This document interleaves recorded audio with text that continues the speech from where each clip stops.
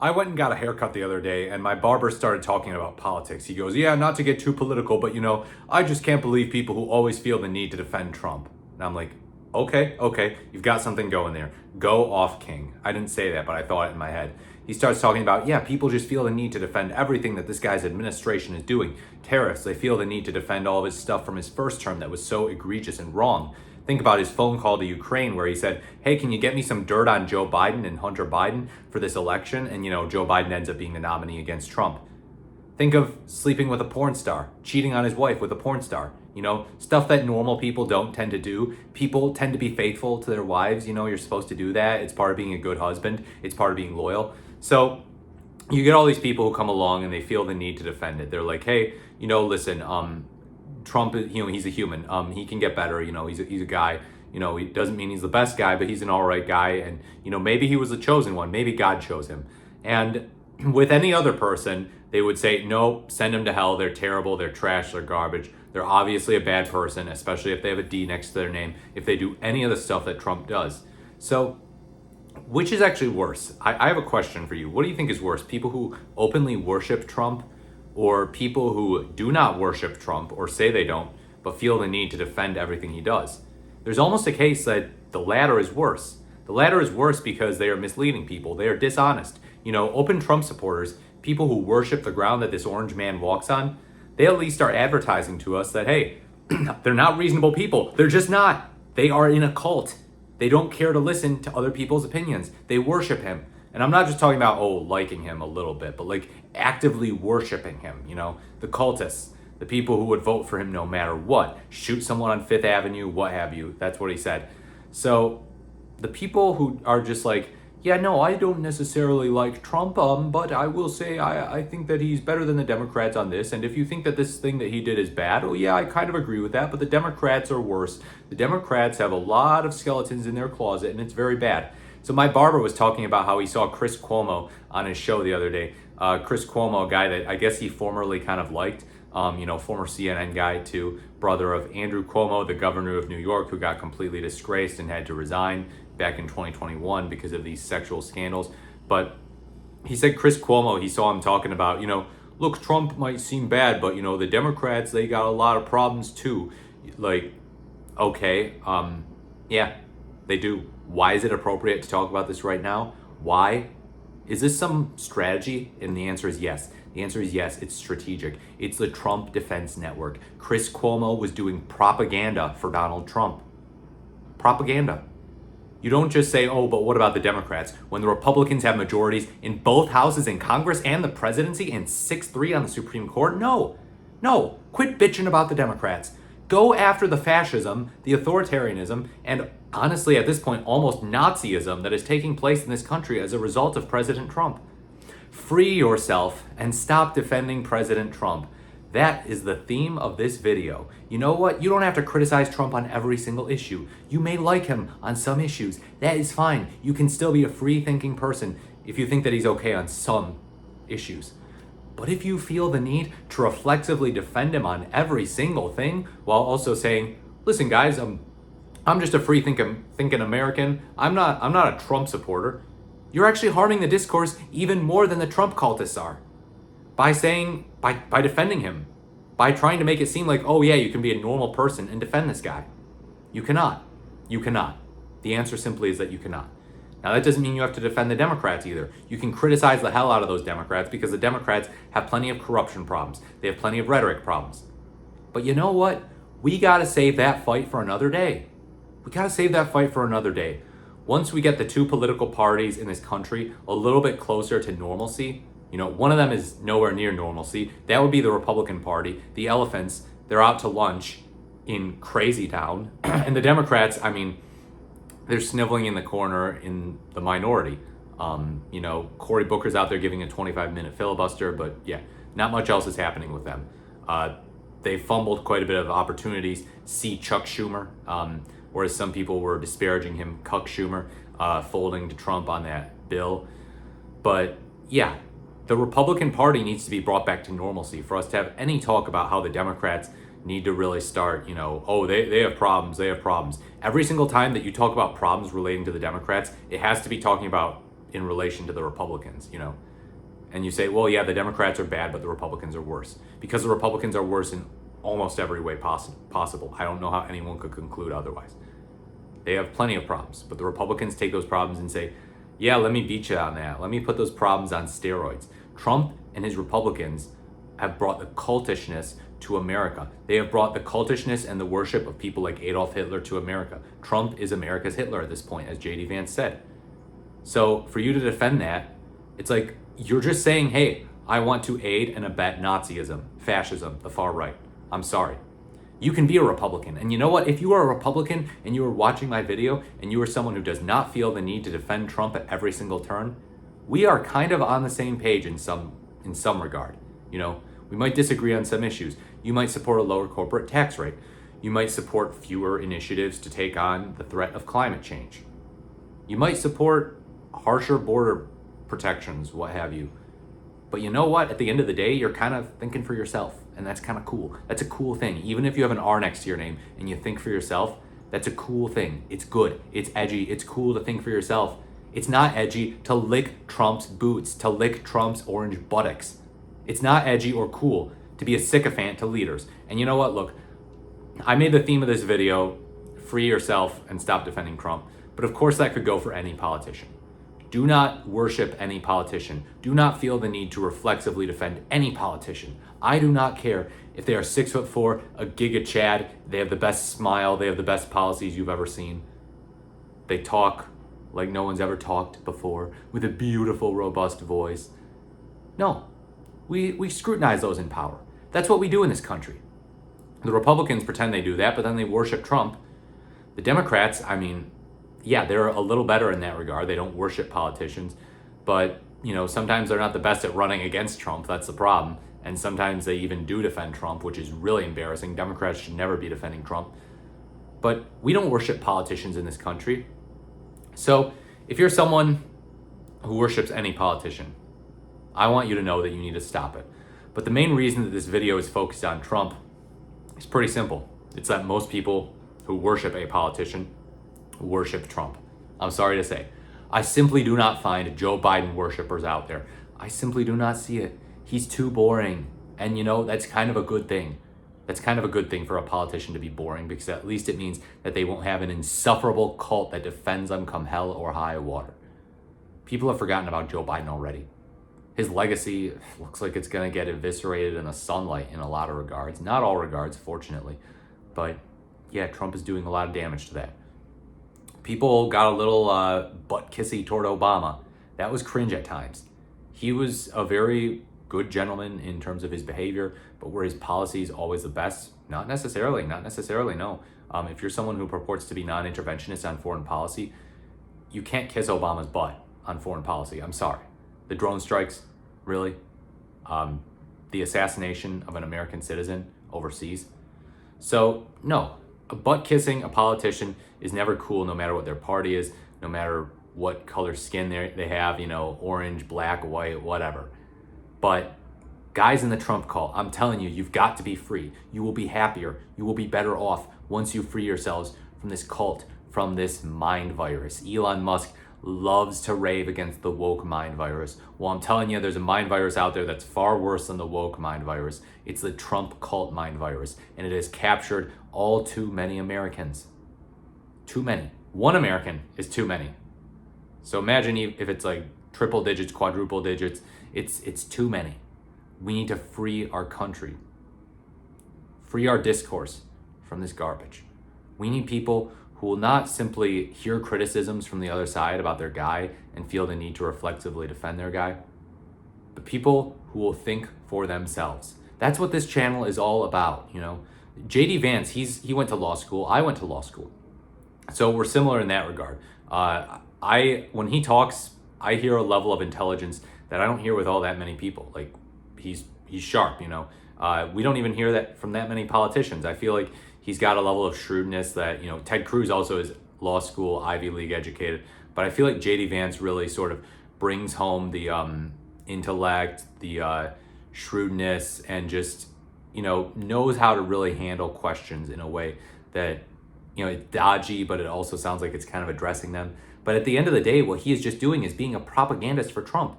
He's a weasel boy.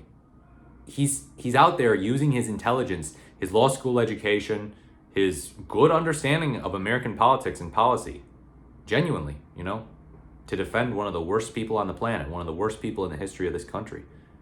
It's really shameful. Think about how much better off, and if you're someone who's like JD Vance, who, is really smart, because I know there are Trump supporters who are really smart. I know there are people who defend Trump reflectively, who actually are really smart, but they've just got caught up in this whole thing of needing to defend a politician. Think about how much better off you would be if you weren't having to do that, if you could use your intelligence for good and not for bad. If you could use your high intellect to advocate for policies that protect the environment, protect people's rights to healthcare, raise people's wages, give us some strong infrastructure for the first time in decades, you could run for office too. You could do great things. You could be adored by millions of Americans, tens of millions, hundreds of millions. The sky's the limit. You could actually do good stuff. And Trump's not doing good stuff. Trump's making the entire world hate us. His approval rating is sinking and sinking and sinking, which, it's a good thing, but, the fact that he's doing stuff that's causing that is a bad thing, because I do want Trump to do good things. Even if Trump does good things and people like him and he continues to act like an arrogant a-hole and a blowhard, then I'm not going to be like, oh, well, he shouldn't have done that. No, even if you're an arrogant a-hole and you do good things, I will give you credit. But think about how much you could use your intellect for supporting people who are not completely insane, who are not delusional, who are not hell-bent on turning America into an oligarchical, fascist hellhole, an S-hole country, if you will. That's President Trump's language from January 2018, talking about countries like Haiti. Think about how much service you could do for your country with that intellect of yours. Because I know that whether you're red or blue, R or D after your name, you can be very smart, you can be very dumb. There are dumb Republicans, there are dumb Democrats, there are really smart Republicans, there are really smart Democrats. And so you really smart Republicans, I hope that you're seeing this video, and I hope that the gears in your head are turning. I hope that you're thinking, wow, I could actually make people's lives better. I could make those middle income and lower income people have a shot at getting healthcare. The Republicans in Congress, they're coming to take away healthcare from millions of low income people right now as we speak, as I'm talking to you. Are you aware of this? I hope that you are, but if you're not, you are now. You could go out there, make a post about it. Talk about policy, talk about constitutional law. If you're someone who studies up on Supreme Court decisions, as many people who go to law school are, use that to your advantage, Talk about what the Supreme Court gets wrong, what Trump gets wrong. Talk about how Trump is violating Supreme Court orders. It's not good enough that there's a 6-3 majority in favor of him. He's like, yeah, well, if you rule against me, I still get to do whatever I want. That's not cool. That's not cool. So my point is, you can use your intellect for things that are so much better than bending over backwards for a corrupt jackass, a corrupt scumbag who cheats on his wife with porn stars, a rapist, a felon, a 34 times convicted felon. You're using your intellect to defend that? Someone who is not going to be looked at favorably by the history books? Think about that. It might seem like it's all fun when you're doing it right now, but how will you feel in 2050? What will you tell your children or your grandchildren? Oh yeah, I was out writing snarky X posts about how actually everything that Trump did isn't that bad because, well, maybe one time in 1933 the Democrats did something goofy and something bad or whatever, and Democrat bad, and Joe Biden took money from blah blah blah, and oh no, Trump is uniquely bad. I'm sorry, it's just that simple. I'm right. So think about how much you could improve this country if you did what I do and you use your intellect for good. You use it to tell it like it is, which is kiss the butt of neither party. But when one party is in power, one party has all the power with respect to Congress and the Supreme Court. You scrutinize the hell out of that party. You scrutinize the hell out of them. And you broadcast what they're doing. Start a YouTube channel. Go out there. Hammer away. I believe in you. So free yourself. Stop feeling the need to defend Trump. Stop looking to people like Joe Rogan, Tim Pool, Andrew Schultz, Theo Vaughn, Matt Walsh, Ben Shapiro. Stop looking to them for advice, for political wisdom. Look to people who are free thinkers. Look to people who are not bought off by special interests like me. I'm not a special interest, I'm saying I'm not bought off by special interests. But think about that. Think about what you could do with your intellect to make this country a better place. So the moral of the story is my barber is a wise dude. Why do so many intelligent people put their flag down on defending Trump? I don't know. Why do they want to die on that hill? I don't know. And he made the point, he wasn't saying all Trump supporters are stupid necessarily. In fact, he even gave Trump credit sort of in the 2020 election where he was saying, yeah, look, it's his right to challenge the results of the election. He was saying he doesn't think that the election was stolen from Trump by Biden, but that it's good that he did that. It's good that he did these court challenges. And I don't know if I agree with that, but what this shows is that this guy is not just some TDS man, some guy who hates Trump no matter what. It's just some guy who complains, orange man bad, and goes and posts on X and retweets Brooklyn Dad Defiant. No, he's like, yeah, no, I mean, the 2020 election, there was some weirdness in there. But to say that there was voter fraud and there was so much voter fraud that it made the difference in that election, made it so that Joe Biden won when actually Trump won, how irresponsible. How irresponsible of the president to claim that he actually won that election. So I really appreciated him saying that. So yeah, that enhanced his credibility. Because yeah, you don't have to dunk on Trump on every issue. But for gosh sakes, just stop defending him. Just stop defending him. Stop defending fascism. Defend your country. Defend constitutional values. Defend democracy. Defend helping people. How about that? What has the Trump administration done to help people since taking office? Answer me that question in the comments. It's a simple question, and yet so many Trump supporters cannot even answer it. They can't answer how Trump has actually helped people. They just say, well, he's doing stuff that I like by taking on the mainstream media. I like that he pisses the media off. Kash Patel really pisses off the media because he's a Trump loyalist, and that's really cool and edgy. We like people who piss off the media. I don't like the media, so it's good that he pisses them off. No. Can it with that nonsense. Let's talk about improving people's material conditions. You pretended to care about that when Joe Biden was president, and now all of a sudden, it's just about revenge. It's just about owning people I don't like. We got to piss off the media. What about these egg prices? How are these tariffs gonna help egg prices? How is cutting Meals on Wheels gonna help egg prices?